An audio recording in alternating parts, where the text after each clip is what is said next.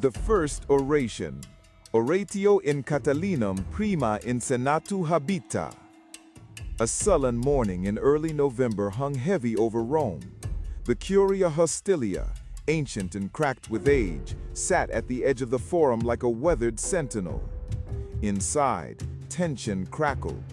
The Senate was packed with the Republic's most powerful men, some polished with dignity, others coiled in suspicion. At the center stood Marcus Tullius Cicero, consul, orator, and novus homo, the first in his line to reach such heights. He rose not just to speak, but to defend the Republic itself from a storm gathering in the heart of its institutions. He wasted no time with pleasantries. His voice rang out like a blade drawn from its sheath. Catiline, how much longer do you think we're going to put up with your scheming? How long do you plan to keep testing our patience? Do you think we don't see what you're doing? When will this madness of yours finally stop?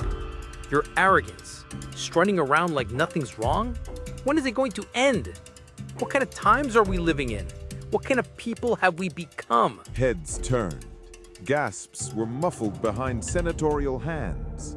There he was, Lucius Sergius Catilina, seated among them, jaw clenched, eyes burning. Cicero wasn't speaking in the abstract. He was naming the traitor, openly, in full session of the Senate. The consul's voice thundered on, laying bare the evidence of conspiracy, of plotted murder, arson, treachery, of plans to slaughter senators, burn Rome to ash, and throw the Republic into chaos. The senators, long wary of rumors, now sat pale and rigid as the details unspooled over their colleague. When Cicero finally sat, the chamber hung in an awful silence. Then Catiline stood. Face flushed, lip curled with scorn, he countered not with denial, but with fury and pride. He threw back his shoulders and invoked the name of his ancestors. I am of the Sergi, whose blood has been spilled for Rome for centuries. What was Cicero but a ladder climber? A man with no noble blood, no ancient virtue.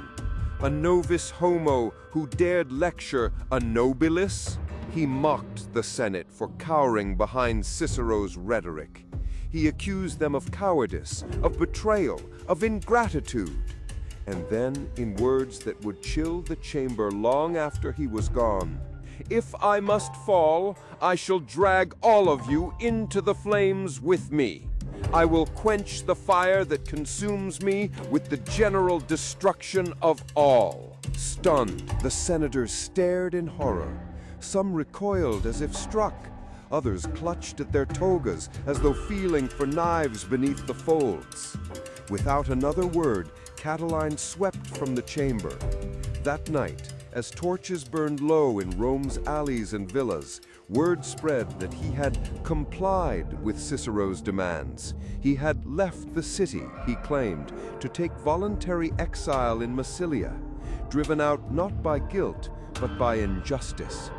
But Cicero, and now the Senate, knew better. Catiline was not fleeing, he was marching.